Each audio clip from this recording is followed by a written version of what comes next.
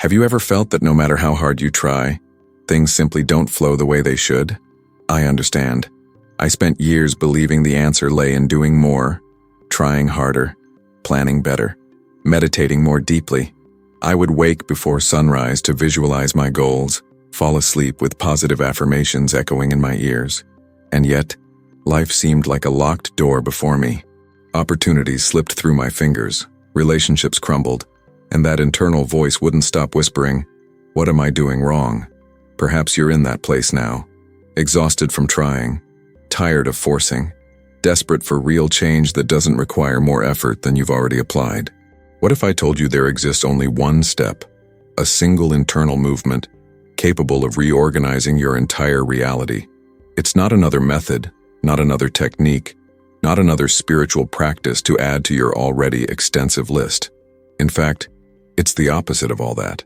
It's something so simple yet so profound that ancient masters like Manly P. Hall dedicated their lives to sharing this secret. A secret that isn't about doing, but about undoing. Not about conquering, but about surrendering. Not about controlling, but about allowing. In the next few minutes, I'm going to share with you the only step necessary for life to begin reorganizing itself naturally around you. A step that has the power to dissolve blockages, align opportunities, and restore the natural flow of abundance in all areas of your life. It's not magic. It's not a miracle.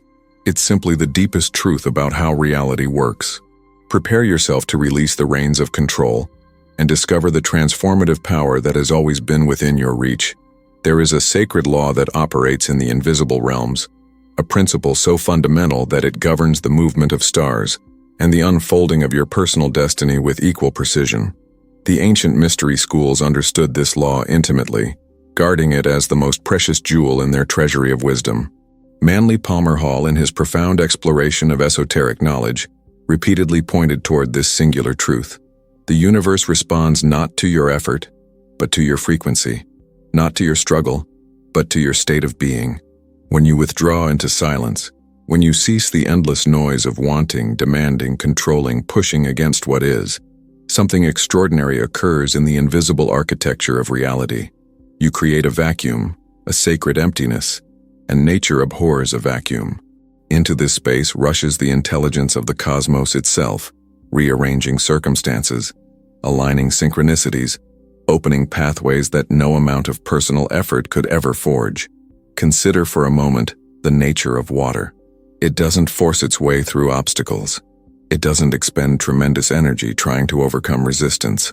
Water simply flows, finding the path of least resistance, yet over time it carves through solid stone. It shapes mountains, creates canyons, and transforms entire landscapes through the principle of allowing, not forcing. This is the Taoist wisdom of Wu Wei, the principle of effortless action that Lao Tzu spoke of in the Tao Te Ching. It is the same truth echoed in the Bhagavad Gita, when Krishna instructs Arjuna to act without attachment to the fruits of action. It appears again in the Buddhist teaching of non-grasping, in the Sufi path of surrender to the divine will, in the Hermetic principle that states as above, so below, because the microcosm of your consciousness reflects the macrocosm of universal law. When you truly understand this principle, when you embody it rather than merely intellectually comprehend it, your entire relationship with reality shifts. Most people live their lives as if they are separate entities pushing against an indifferent or hostile universe, trying to bend circumstances to their will through sheer force of determination. This paradigm creates perpetual exhaustion because you're working against the fundamental nature of existence itself. The ego loves this struggle because it reinforces the illusion of being a separate self that must fight for survival, for recognition, for success, for love. But the deeper wisdom traditions all point toward a radically different understanding. You are not separate from the universe. You are an expression of it, a focal point of consciousness through which the infinite experiences itself in finite form. When you withdraw into silence, you're not retreating from life or giving up on your desires. You're aligning yourself with the creative intelligence that orchestrates the dance of galaxies and the germination of seeds with the same effortless precision.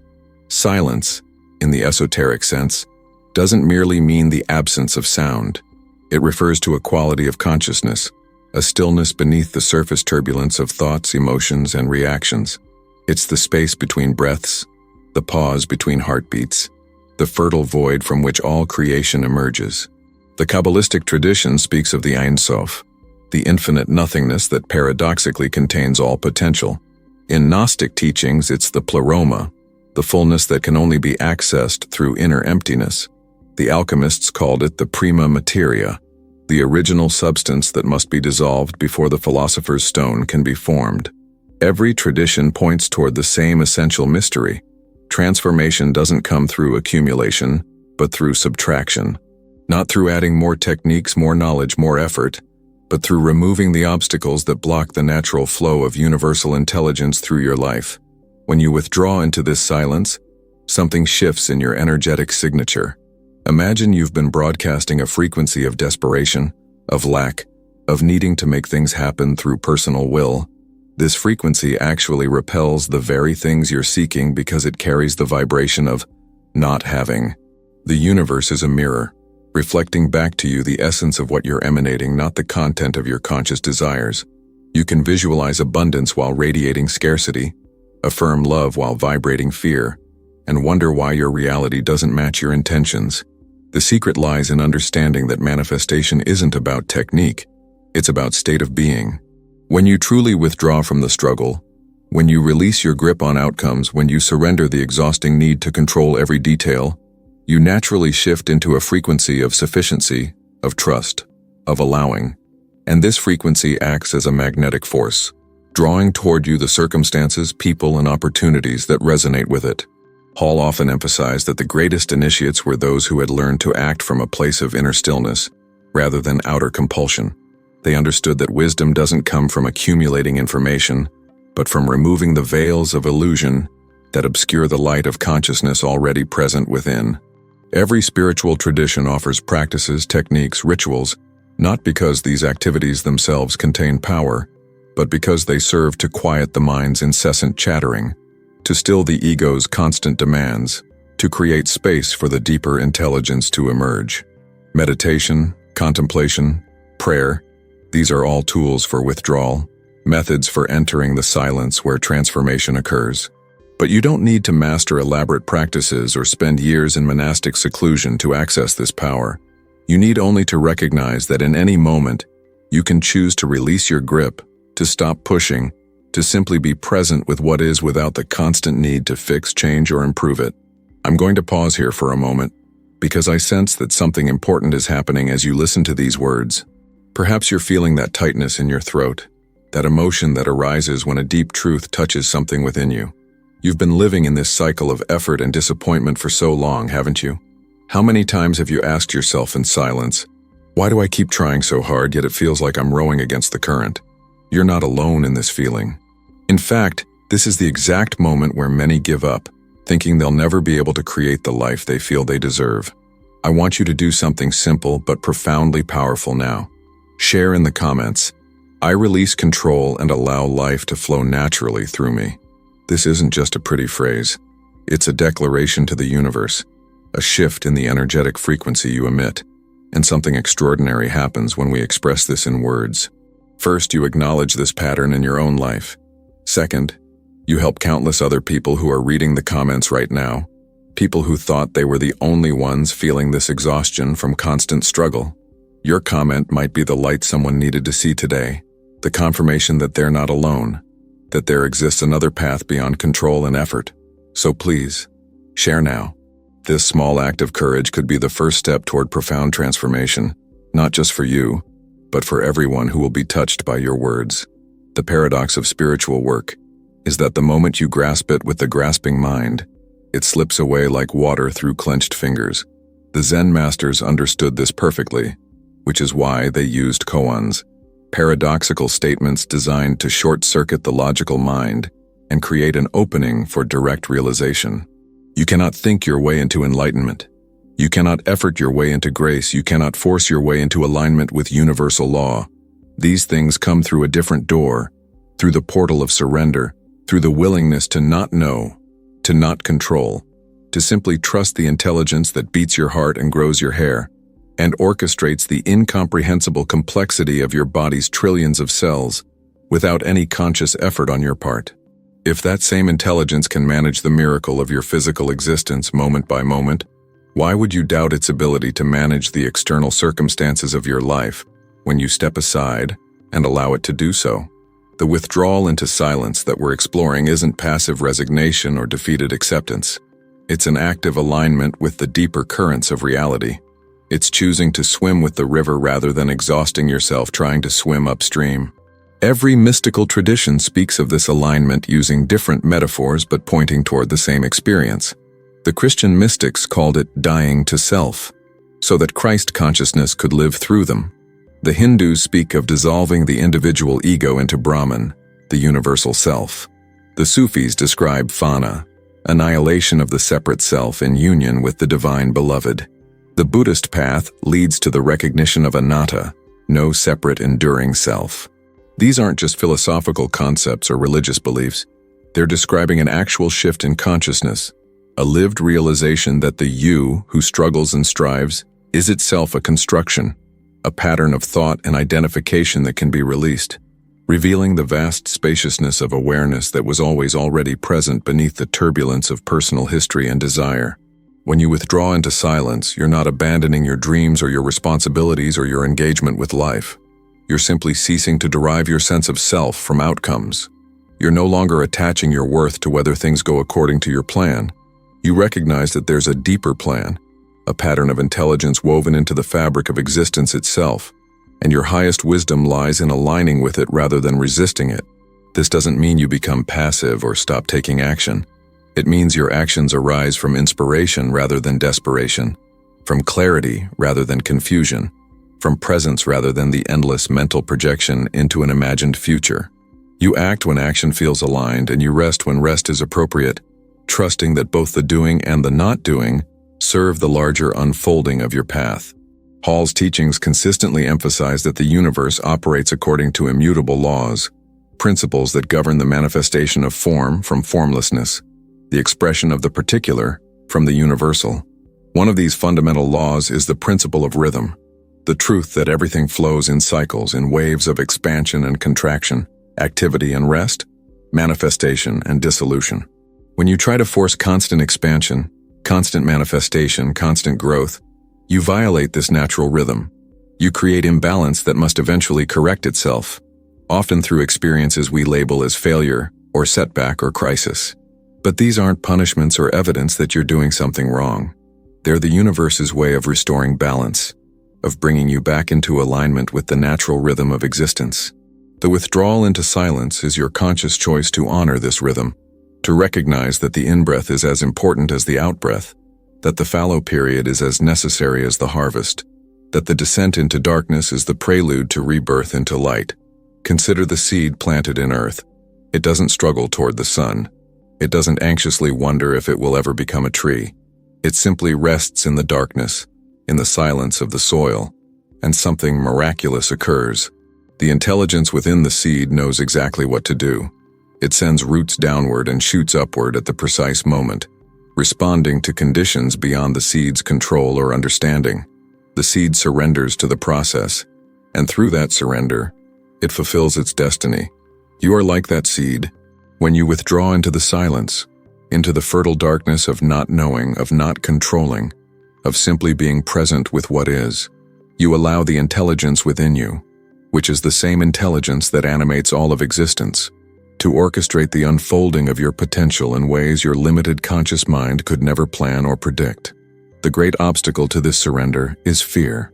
The ego fears that without constant vigilance, without endless effort, without maintaining control, everything will fall apart. This fear is deeply conditioned, reinforced by a culture that worships productivity, achievement, and the illusion of self-sufficiency. But this fear is based on a fundamental misunderstanding of your true nature and the nature of reality itself. You are not a separate fragment trying to survive in a hostile universe. You are an expression of the universe itself, and the same intelligence that sustains galaxies is sustaining you. The withdrawal into silence isn't about giving up control. It's about recognizing you never had it in the first place. What you had was the exhausting illusion of control, the burden of believing that your personal will must manage every detail of your existence. When you release this burden, when you withdraw from this struggle, You don't fall into chaos. You fall into grace. You discover that you're being held, guided, supported by forces far more intelligent and benevolent than your worried mind ever imagined possible. This is why the mystics speak of faith not as belief in doctrines or dogmas, but as trust in the fundamental benevolence of existence. It's the recognition that reality isn't random or meaningless, that there's an intelligence weaving patterns of significance through every experience, every encounter, every apparent coincidence. When you withdraw into silence, you begin to perceive these patterns. You notice synchronicities that were always occurring, but that you were too busy, too distracted, too focused on your own agenda to recognize. You receive intuitive promptings, subtle guidances that arise not from the calculating mind but from the deeper wisdom of your soul. You find yourself in the right place at the right time, meeting the right people, receiving the right opportunities, not through elaborate planning but through simple alignment with the flow of life.